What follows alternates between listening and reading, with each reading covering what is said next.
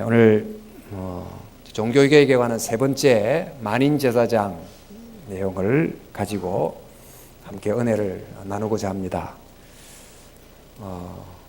교회 갓 나오신 분들은 이 말씀 통해서 구원의 주 예수 그리스도를 만날 수 있기를 바라고, 오래 다니신 분들은 말씀 속에서 신앙의 더 깊은 진리를 깨닫고 더 참 헌신하는 여러분들이 될 수 있기를 바랍니다. 종교개혁이라고 하는 엄청난 역사적 사건을 가져온 것은 바로 진리의 빛이 밝혀졌기 때문입니다. 그중에 이제 첫 번째가 오직 믿음, 오직 은혜. 우리가 구원받는 것이 예수님의 완성된 공로라고 하는 은혜를 믿음으로 구원을 받는다. 바로 이 첫 번째 이 진리, 이 회복이 종교개혁을 가져왔습니다. 두 번째는 오직 성경. 우리가 삶과 또 신앙에 있어서 최종적 권위는 성경이다 하는 데 대한 선포, 선언. 이것이 이제 두 번째 진리였다면, 세 번째는 만인 제사장입니다. 우리는 누구냐? 구원받은 우리는 누구냐? 또 말씀의 권위 앞에 순종하며 사는 우리는 누구냐? 우리는 제사장이다 하는 내용이 되겠습니다. 근데 이 제사장이란 이 말을 조금 더 직접적으로 말하면 우리는 곧 사제다 이런 뜻도 되겠는데, 지금 이 내용을 만인 제사장 이렇게 합니다마는, 이 만인 하니까 모든 사람을 뜻하는 거죠. 실제로 모든 사람이 제사장인가? 그것은 아닙니다. 당시 유럽 사회에서는 모든 유럽 사람들은 나면서 기독교인이었다 보니까 그 당시는 만인 그래도 되지만, 지금은 믿는 사람도 있고 안 믿는 사람도 있고, 그러니까 만인 제사장 이렇게 말하기보다 정확한 표현은 모든 신자 제사장, 전 신자 제사장 이렇게 이제 말하는 것이 정확한 표현이 되겠습니다. 그래서 priesthood of all believers 이렇게 표현을 하는 거죠. 자, 그런데 이 말이 어떻게 나오게 됐을까? 이 말이 나오게 된 역사적 상황이 있습니다. 우리 알다시피 조선시대만 해도 양반과 평민 이런 신분적 구분이 뚜렷하게 있었는데, 그 당시 유럽 사회도 마찬가지였습니다. 그런데 교회에 오면 세상적 계급적 구분이 없어지고 하나가 돼야 됨에도 불구하고, 그 당시는 교회에서도 신분적 구분이 있었습니다. 그 구분이 바로 사제와 평신도 이런 구분이 있었죠. 그러니까 사제와 평신도는 신분적으로도 다르지만 하는 일도 다르고 일의 가치의 우열도 달랐습니다. 그러니까 사제의 일은 영적인 일로 굉장히 높은 차원의 일이고, 또 평신도의 일은 세속에 속한 일이니까 낮은 일이고, 이렇게 이제 평가가 됐고, 이런 맥락에서 교황은 하나님의 대리자로 영적인 일을 하는 높은 존재요, 세속 황제는 땅의 일을 하는 낮은 존재로 이렇게 서열이 매겨졌던 그 유럽 사회의 중세 질서를 여러분이 알고 계실 것입니다. 이러한 아주 엄격한 중세 질서 속에서 루트가 수사로서 참 신앙의 길, 또 삶의 답을 찾아서 고뇌하고 있었던 중에 말씀을 읽다가 제일 먼저 발견한 것이 구원에 관한 진리를 발견합니다. 공로를 쌓음으로 구원을 받는다고 생각했다가 말씀을 읽으면서 오직 믿음으로 구원받구나, 이걸 깨닫고 드디어 이제 루트가 진리의 빛이 그의 가슴에 이제 피워지게 되는데, 이제 말씀에서 발견한 이 진리를 붙들고 있을 그때에 면죄부 판매가 일어나게 되죠. 이것을 보고 루트가 이것이 성경적이 아님을 논박하는 이 반박문 95개 조항을 1517년 이제 발표를 하면서 로마 교황청과 굉장한 갈등의 관계 속에 존재하게 됩니다. 이제 그러다가 로마 교황청이 루트를 파문하는 교황 교서를 준비하고 있다, 이런 이제 소식을 듣고 루트가 1520년 8월부터 11월까지 3개월 동안 급하게 책을 하나 쓰는데 이 책이 발간되자마자 수십 세를 거듭하면서 엄청나게 인쇄가 됐고 이 책이 시작된 종교개혁의 불길을 더 타오르게 만들었습니다. 그 책 이름이 바로 독일 귀족에게 고함이라는 책입니다. 이 책을 발표하고 난 다음 그 다음에 12월에 교황청에서 루트를 파문하는 교황 교서를 내리게 되는데 그 당시 교황 교서라는 것은 함부로 할 수 없는 굉장히 엄중한 문서입니다만은 루트가 이 문서를 받아들고 비텐베르그라는 자기가 사는 도시에서 교황 문서를 불태워버립니다. 이렇게 함으로 원래 교황에 맞서고자 하는 혁명가가 될 의도가 전혀 없었던 루트가 이 일을 계기로 드디어 그 당시 그 거대한 교황 권력과 맞서는 혁명가의 길로 가는 루비콘 강을 마침내 건너게 된 것입니다. 그럼 도대체 이 책에 무슨 내용이 담겨 있었을까? 먼저 이 책은 이 제목 그대로 그 당시 가톨릭 신자였던 독일 제후들에 향해서 그들의 어떤 분발을 촉구하는 경문이 담겨 있었어요. 이런 내용입니다. 전도서의 말씀처럼 이제 침묵을 지킬 때가 지나가고 드디어 말할 때가 왔습니다. 독일 크리스찬 귀족 여러분들에게 고합니다. 가톨릭 교회는 개선해야 될 문제들이 분명히 많지만 당연히 이 일을 행해야 될 성직자는 무관심하고 개혁의 의지가 없으니 독일 귀족 여러분들이 이 개혁에 동참해야 됩니다. 왜냐하면 가톨릭 교회 사제들만이 사제가 아니라 여러분들도 역시 사제들이기 때문입니다. 그러므로 여러분들이 교회를 갱신해야지 교황청의 시녀가 되면 안 됩니다. 이런 내용의 글을 썼는데 이제 그들로 하여금 그들이 사제임을 깨닫게 하고 또 깨어나 행동하도록 촉구해야 될 이유, 그 이유를 세 가지로 이제 듭니다. 그 첫 번째 이유가 로마 교황과 교회는 세속 권력에 의해서 억압을 당하면 그들이 법령을 만들어서 세속 권력은 자기를 지배할 수 없고 오히려 세속 권력이 영적 권력 지배 아래 있어야 된다고 주장한다. 즉 교황, 주고, 사제들은 영적 계급이고 군주, 영주, 직공들, 농부들은 세속적 계급이며 이 두 계급 사이에는 신분적 차이가 있다. 그러나 성경은 모든 성도들이 세례와 신앙과 복음을 통해서 영적 계급인 사제가 되었다고 가르친다. 그러므로 성도들 간에는 신분상의 차이는 없고 오직 직무상의 차이만 있을 뿐이다. 바로 여기서 바로 만인 사제설이라는 게 나오게 됩니다. 그 두 번째 이유를 든 것이 로마 교회를 성경에 근거해서 책망하려고 하면 로마 교황은 성경을 해석할 권세는 오직 교황에게만 있으니 성경을 들어 해석하지 못하게 막는다. 그러나 성경 말씀이 아무리 명백해도 교황의 잘못을 말할 수 없게 되었으나 그러나 성경 해석권은 교황에게만 있지 않다. 교회 가르침이나 관습 중에 성경과 합하지 않는 것이 있다면 우리는 의문을 제기할 수 있다. 로마 교회는 그들이 정한 방식으로만 성경을 읽도록 강요해서는 안 된다. 그렇게 말하면서 교황의 일방적인 성경 해석권을 부인합니다.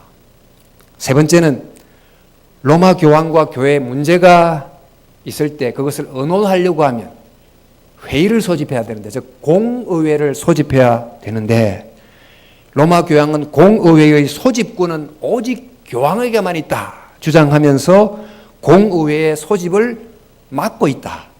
그러나 성경에는 초대교회가 예루살렘 공의회를 소집했을 때 그때 공의회를 소집한 자는 당시 베드로가 아닌 사도들과 장로들이었다고 가르친다. 이렇게 하면서 교황의 공의회 독점권을 또한 부인합니다. 이렇게 이제 루트가 이 책에서 로마 교회와 교황의 성속 이원론, 또 독단적 성서 해석, 또 공의회 독점이라는 문제를 지적하면서 세례를 받은 모든 성도들이, 이 책에서는 직접적으로 독일 귀족 제후 여러분들이 영적 사제임을 깨닫고 교회를 새롭게 하는 일에 일어서십시오. 이렇게 촉구를 한 것입니다. 근데 이 루트의 책을 읽고 로마 귀족들이 긍정적으로 반응을 했어요. 그 이유 중에 하나는 당시 로마 교황에 대한 불만이 굉장히 이제 많기도 했던 터라 루트의 말에 대해서 적극 호응하면서 그들이 독일에서 종교개혁이 일어나는 것이 가능하도록 만드는 배경이 됐습니다. 이제 만인제사장설은 이런 이제 역사적 상황에서 시작이 됐습니다만은, 그런데 이것은 루트가 로마 교황에 반대하기 위한 의도만으로나 또 독일 제후들을 자기의 일에 함께 참여하게끔 좀 이렇게 격려하기 위해서 만들어진 게 아니고 성경을 깊이 연구하다가 발견된 진리입니다. 단지 이제 그 진리가 그때 밝혀졌고 드러나게 된 거죠. 그렇기 때문에 이 만인제사장은 그때 밝혀진 진리로서 여전히 진리이기 때문에 그때뿐만 아니라 지금도 여전히 유효하게 받들어져야 되고 또 빛으로 빛나야 된다는 것입니다. 근데 여러분 지금 이 말씀을 들으면서 이 내용이 정말 성경적인 내용인가 이런 질문이 드시는 분도 계실 것입니다. 로마 가톨릭에 있었던 사제와 평신도의 구분이 초대 교회 때도 있었는가 이렇게 생각해 볼 수 있겠죠. 당시 초대 교회의 최고 지도자가 베드로였는데 그 베드로가 성도들에게 어떻게 말했을까? 그것이 베드로가 직접 썼던 베드로 전서에 이렇게 기록되어 있습니다. 너희도 산 돌같이, 베드로의 뜻이 돌이란 뜻이거든요. 그러니까 너희도 나 같은 하나님의 교회를 세우는 돌이다. 이렇게 이제 말씀을 하시고는 너희도 산돌같이 신령한 집으로 세워지고 예수 그리스도로 말미암아 하나님이 기쁘게 받으실 신령한 제사를 드릴 제사장이 될지니라. 그러니까 베드로가 나만 제사장이고 너희는 평신도다 이렇게 하지 않고 너희 모두가 다 제사장이 될지니라 그렇게 하시고, 또 그 다음 나오는 9절에도 너희는 택하신 족속이요 왕같은 제사장이요 이렇게 이제 가르치고 있습니다. 이 말씀에 근거해서, 성경에 근거해서 루트가 교황, 주교, 사제, 수도사를는 영적인 지위인 제사장으로 부름받았고 왕, 제후, 장인, 농부들은 세속적 지위로 부름받았다고 하는 이 가톨릭의 주장은 잘못이다. 이렇게 주장을 한 것입니다. 자, 이렇게 이제 이 교회의 모든 성도들이 제사장이라면 교회는 도대체 뭐냐? 그러니까 교회는 교황을 중심으로 한 사제들의 수직적 구조를 가진 조직이 아니고 제사장이 된 모든 성도들이 한 몸 된 공동체다. 이렇게 주장하면서 교회를 부를 때 독일 말로 공동체란 뜻을 가진 게마인데라고 하는 표현을 써서 교회를 부르기도 합니다. 이렇게 이제 하면서 드러난 이 만인 제사장 내용이 그 당시 유럽 세계를 완전히 뒤바꾼 혁명적 진리였습니다만은 과연 이 내용이 어떤 것인지, 그리고 정말 이 내용이 참 성경에 기초하고 있는지, 자, 그렇다면 이 진리의 말씀이 우리 시대에는 어떤 의미로 이해되고 받아들여야 되는지 이걸 살펴볼 필요가 있다는 것입니다. 자, 여러분이 만인제사장설 이것을 세 가지 측면에서 살펴보는 것이 좋습니다. 첫 번째는 하나님과의 관계에서 우리는 제사장이다. 또 하나는 우리 교회 성도들 간에 서로가 제사장이다. 세 번째는 세상 속에서, 세상과의 관계에서 우리는 제사장이다. 이게 나중에 직업 소명설과 연결이 됩니다만은 이제 세 가지 관점에서 우리가 제사장이라는 뜻이 무엇을 의미하는지를 살펴볼 수 있겠습니다. 먼저 우리는 하나님 앞에서, 하나님과의 관계에서 누구죠? 제사장입니다. 자, 여러분, 하나님 앞에서 사제와 평신도라는 두 그룹이 존재하지 않는다. 모두가 제사장이다. 이렇게 주장하는데 지금 이제 그 당시 로마 캐톨릭, 지금도 이건 여전히 캐톨릭에서는 똑같이 진행이 되고 있지만 사제와 평신도의 두 신분제 그룹이 존재하고 또 사제만 제사를 드릴 수 있는 제사장이다. 그리고 평신도는 사제를 매개로 해서 그들을 통해서 제사를 드릴 수 있도록 되어 있습니다. 지금 이제 가톨릭이 미사를 드리죠. 이 미사라고 하는 그 라틴어 원래 어원은 파견하다, 보낸다, 또 어떤 법정의 재판이 끝나면 해산한다, 이런 뜻을 갖고 있는데, 이 성체 성사, 떡과 포도주를 나누는 성사가 끝났을 때 불렀던, 이렇게 미사라고 불렀던 것이 5세기경 시작이 돼서 지금까지 이러고 있습니다. 근데 이 미사의 핵심은 말 그대로 성체 성사, 즉 사제가 떡과 포도주를 축성하고 그때 떡과 포도주가 실제 예수님의 몸으로 피로 변화되면 그 제물을 제사로 드리는 것이 미사입니다. 그런데 이렇게 한 것은 그 예수님께서 2000년 전 갈보리에서 자신의 몸으로 또 자신의 피로 제물을 삼아 드렸던 그 제사를 지금 현재 여기서 현재화한다는 그런 의미를 담고 있습니다. 그리고 예수님의 십자가 사건이 일어났던 때가 절기로 말하면 6월절, 영어로 패스오버라고 그러고 라틴어로 파스카라고 하는데, 바로 이 예수님 당시 일어났던 이 6월절이 미사를 드릴 때마다 계속 현재적 사건으로 재현된다라고 이제 주장을 하는 것입니다. 그러니까 예수님의 십자가 제사는 유혈, 피가 있는 제사였다면 미사는 무혈 제사의 차이일 뿐 똑같은 제사고, 이 제사는 사제만 드릴 수 있고 또 평신도는 미사에 참여한다, 이렇게 이제 되어 있습니다. 사실 이에 관련된 여러 다른 또 타당한 여러 내용들이 있긴 하지만, 문제는 이제 성경이 뭘 말하고 있나를 한번 보겠습니다. 성경은 어떻게 말할까요? 보니까 제사장마다 매일 서서 섬기며 자주 같은 제사를 드리되 이 제사는 언제나 죄를 없게 하지 못하거니와 오직 그리스도는 죄를 위하여 한 영원한 제사를 드리시고 하나님 우편에 앉으사. 그러니까 한 영원한 제사, 이 말은 예수님께서 갈보리 십자가에서 드렸던 한 번의 제사가 영원한 효력을 지니는 제사다, 그런 뜻입니다. 그러니까 예수 그리스도께서 단번에 자신의 몸을 제물로 삼아 드린 것이 영원한 효력을 지니고 있기 때문에 지금 다시 제사를 드릴 필요가 없다는 거죠. 그래서 성경은 또 이렇게 말씀합니다. 이제 자기를 단번에 제물로 드려 죄를 없이 하려고 주님께서 제사를 드렸으니 이어 히브리서 10장 10절에 다시 죄를 위하여 제사 드릴 것이 없느니라, 이렇게 되어 있습니다.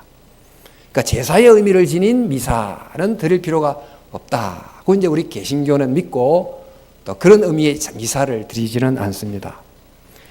자, 그럼 이제 이런 우리는 어떻게 해야 되는가? 우리는 사제를 통해서 제사를 드리려고 할 필요가 없이 이미 예수님의 십자가의 보혈을 통해서 완성된 제사가 단번에 영원한 효력을 가진 제사가 이미 드려졌으니 우리 모두는 그 예수님의 십자가를 힘입어 하나님 앞에 나아갈 수 있다는 것입니다.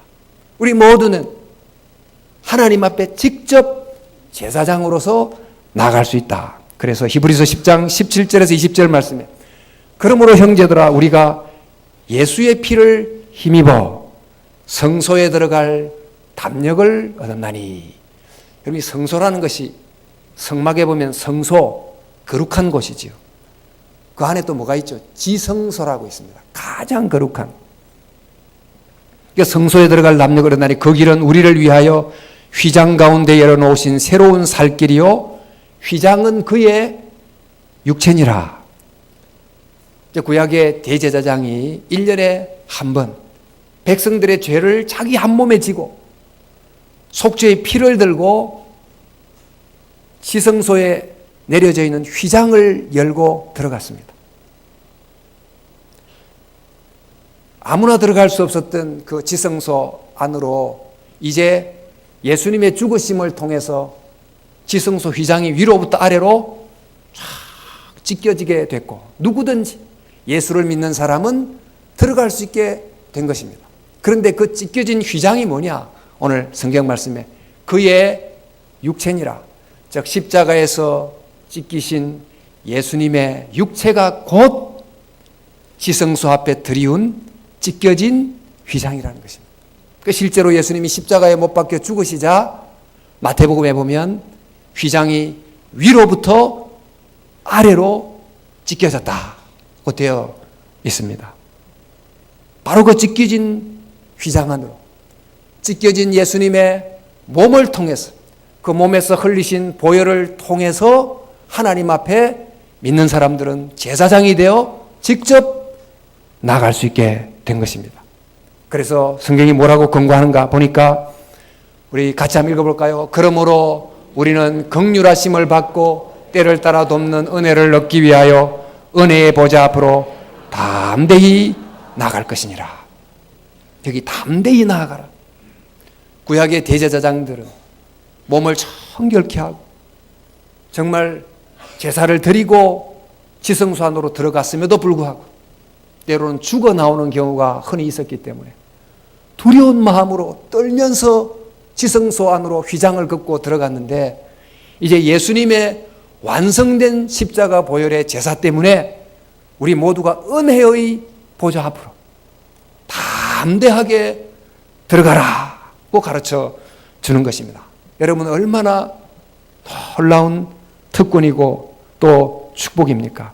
우리는 매일 하나님이 말씀하시는 그 말씀의 자리 앞으로 또 우리가 그 앞에 무릎 꿇고 기도를 응답받으시는 그 기도의 자리 앞으로 또 나의 죄를 용서해 주시는 죄 용서의 자리 앞으로 매일같이 나아갈 수 있기를 바랍니다.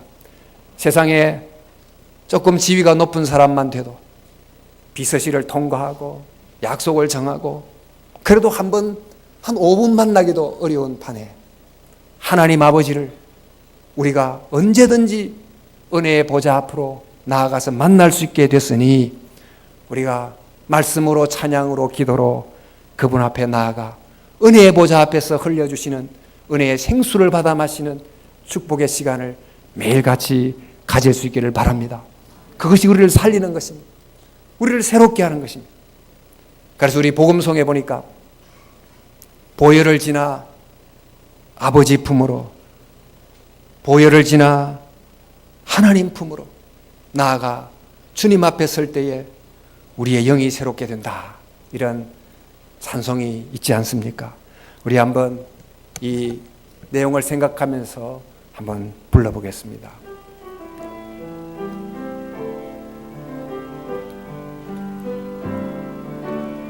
보혈을 지나 하나님 품으로 보혈을 지나 아버지 품으로 보혈을 지나 하나님 품으로 한 걸음씩 나아가네.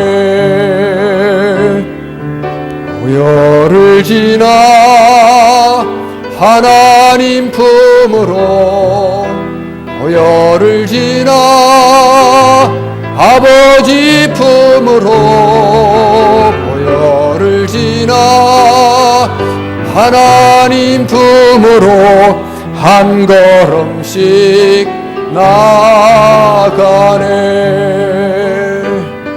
은귀한 주 보혈이 내 영을 새롭게 새롭게 하시네. 존귀한 주보혈이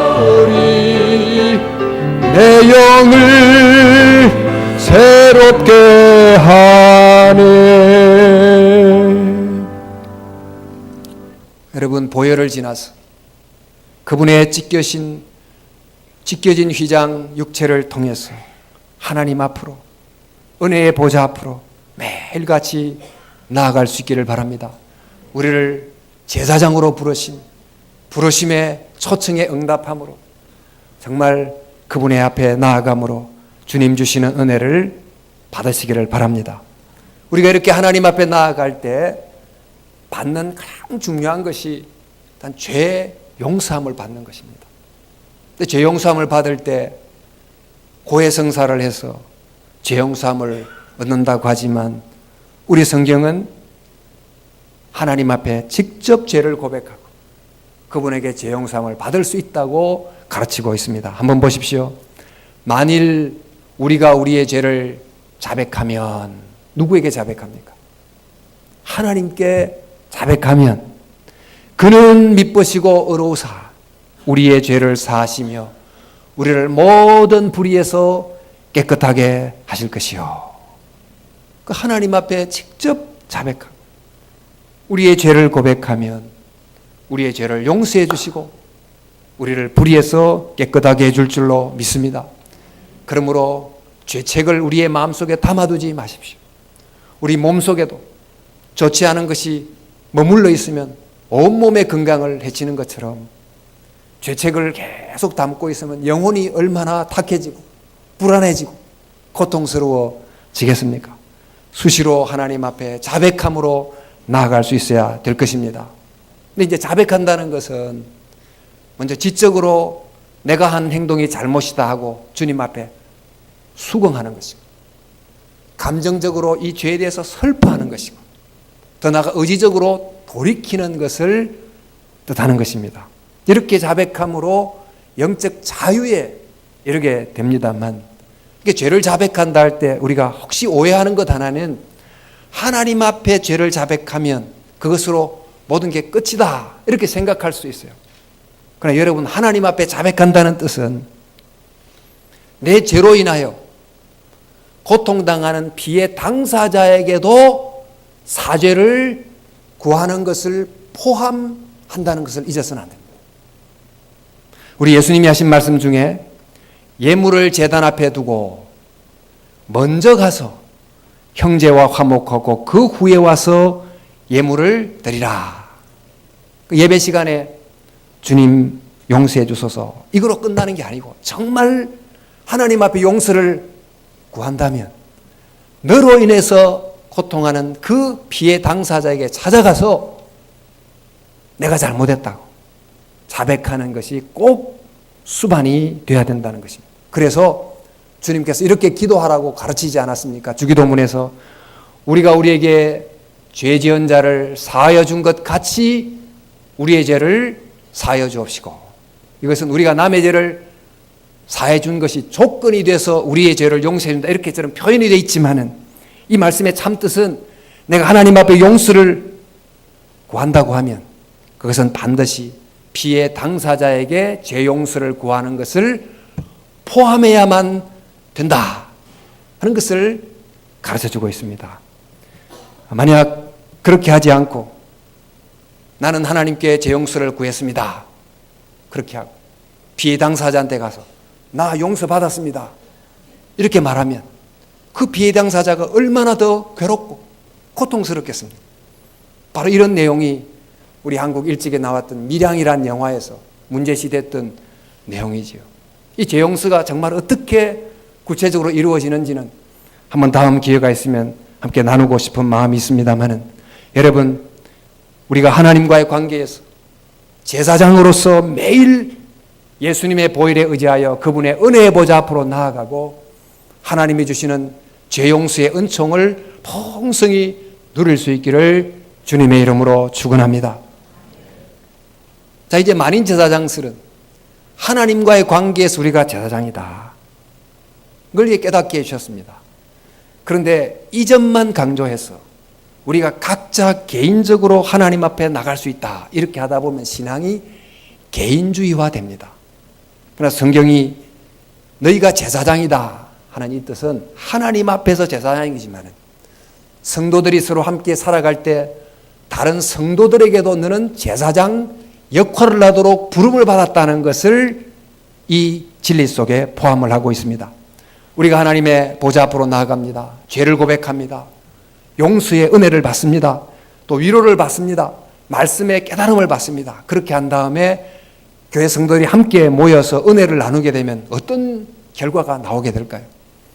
우리 오늘 이제 주일날 함께 모였지만 어떤 분은 일주일 동안 은혜를 받고 오신 분이 계시고 어떤 분은 굉장히 실망하고 나약해진 가운데 오신 분이 계시잖아요. 함께 모여서 이야기를 나누는 중에 내가 한 주 동안 받았던 은혜를 나눌 때 신앙이 약해졌던 분이 그 말을 듣고 내가 다시 하나님 앞에 나가야 되겠다, 이런 각오를 하게 된다면 이분이 이 한 사람을 하나님께로 인도하는 제사장 역할을 한 것입니다. 자, 그런 점에서 우리 모든 성도들은 서로가 서로를 격려하고 서로가 받은 은혜를 서로에게 나눔으로 서로를 가르치고 서로를 격려하고 서로를 세워주는 상호 제사장 역할을 하는 것입니다. 성경에 보니까 이렇게 되어 있습니다. 그리스도의 말씀이 너희 속에 풍성히 거하여, 개인적으로 내가 은혜를 받은 거죠. 그 다음에 어떻게 합니까? 모든 지혜로 피차 가르치라는 거예요. 일주일 동안 여러분이 받은 은혜가 다 틀려요. 그 받은 것을 함께 나눔으로 피차 가르침으로 모든 성도들이 서로가 서로에게 제사장이 되는 것입니다. 또 말씀합니다. 오직 오늘이라 일컫는 동안에 매일 피차 권면하여. 오늘이라는 때가 언제 사라질지 모르기 때문에 오늘이라는 이때 주신 은혜를 나누면서 피차 권면하라. 피차 제사장 역할을 제대로 하라는 것입니다. 또 보시면 시와 찬미와 신령한 노래로 서로 화답하며 이렇게 되어 있는데, 이건 우리 예배, 초대교회 때 예배의 장면인데 영어에 이렇게 되어 있어. Speak to one another with some hymn and spiritual song, 이렇게 되어 있어. 그러니까 서로에게 내가 받았던 은혜를 가지고 시로 찬송으로 나누게 되면 그를 통해서 서로가 서로에게 제사장이 된다는 것입니다. 여러분, 이런 도움을 필요로 하지 않는 사람이 아무도 없습니다. 또 이런 도움을 줄 수 없는 사람도 아무도 없습니다. 저는 이제 목사이기 때문에 여러분들이 생각할 때 목사님은 일주일 내내 항상 믿음이 충만하고 은혜가 충만하고 그렇게 사실 거야, 그렇게 생각하실 수도 있겠죠. 근데 여러분들이 제게 와서 목사님 힘내세요, 그러면 그 말을 듣고 제가 힘을 얻고, 목사님 이게 참 좋지 않겠습니까? 그러면 그 말을 듣고 이게 옳겠구나 이렇게 깨달으면서 여러분이 저에게 제사장 노릇을 함으로 교회를 함께 이루어 가게 되는 것입니다. 서로가 서로의 장점으로 서로의 약점을 세우면서 각자가 제사장이 되는 것, 이것이 만인 제사장의 진리인 것입니다. 자, 그래서 교회에서는 성도들이 서로 이렇게 제사장 역할을 해야 되는데, 좀 이와 관련해서 그러면 목사는 도대체 누구냐를 간시 말씀드리면, 목사는 사제를 말씀드렸으니까 목사는 뭐냐? 목사는 신분적으로 성도님과 다르지 않고 직능적으로 다른 존재라고 개혁가들이 가르쳤어요. 우리 성경에 보면 목사란 말이 딱 한 번 나옵니다. 어떤 사람은 목사와 교사로 삼으셨으니 이렇게 나와 있는데, 이 목사의 정확한 번역은 목자예요. 그러니까 목사와 교사는, 목자와 교사라는 두 직능을 가진 한 사람을 표현하여 목사라고 말합니다. 그래서 영어 성경에 보니까 이렇게 목자와 교사로 이렇게 돼 있다는 거죠. 그래서 이제 루터와 켈빈은 목사도 성도와 똑같은 제사장이지만 모두가 다 목사는 아니다. 공적으로 임명된 자격을 가진 사람이 말씀을 가르칠 수 있다고 주장했고, 켈빈은 말씀을 이해하는 높은 수준의 지성과 영성을 갖춘 자가 이 직능을 감당할 수 있다, 이렇게 말하면서 가톨릭의 성직 계급주의도 아니고 또 성직 파괴주의도 아닌 균형의 길을 가도록 가르쳤습니다. 그런 점에서 지금 요즘 이런 말을 합니다. 가톨릭에서는 교황이 한 사람인데 개신교에는 교회마다 작은 교황들이 다 있다. 자, 이 말은 그러니까 개신교 목사가 가톨릭 사제처럼 신분적으로 다른 존재인 것처럼 행동하는 데 대한 문제 제기입니다. 이렇게 하면 안 되죠. 다만 그 구분된 직능, 특별히 말씀 사역의 직능을 유능하게 감당함으로 온 성도들이 서로 간의 제사장이 됨으로 받은 은혜를 나누고 상호 중보기도 하는 제사장 공동체가 되는 것, 이것이 바로 만인 제사장의 진리를 이 시대에 회복하는 것이 되는 줄로 믿습니다. 자, 이제 만인 제사장, 하나님과의 개인적 관계에서 제사장이다. 성도 공동체 안에서 서로가 제사장이다. 그런데 또 한 가지가 더 필요한 것이 세상과의 관계에서도 제사장입니다. 직업 소명설, 이원론 타파, 또 프로테스탄트 윤리 등등과 이제 관련된 내용이 이제 계속 나오게 됩니다만 이 부분은 다음번 시간에 여러분과 함께 나누기로 하겠습니다. 여러분, 우리는 누굽니까? 우리는 하나님께 나아갈 수 있는 제사장입니다. 그 은혜의 자리 담대하게 매일 나아갈 수 있기를 바랍니다. 하나님이 허락해 놓으신 이 축복의 자리, 말씀을 주시고 기도의 응답을 주시고 위로를 주시고 제사함을 주시는 그 은혜의 보좌 앞에로 매일 나아감으로 하나님 앞에 제사장임을 몸으로 경험하는, 체험하는 저와 여러분들이 될 수 있기를 바랍니다. 그리고 저와 여러분들이 서로가 중보기도 하고 섬기고 말씀을 나누고 하면서 정말 우리 모두가 다 제사장이 되는 영적 공동체가 될 수 있기를 바랍니다. 이 많은 제사장 진리 머리로만 이해하지 말고 몸으로 살아내므로 이 진리 속에 담겨있는 풍성한 은혜를 저와 여러분들이 또 우리 교회가 매일 매주 누릴 수 있기를 주의 이름으로 축원합니다. 기도하겠습니다.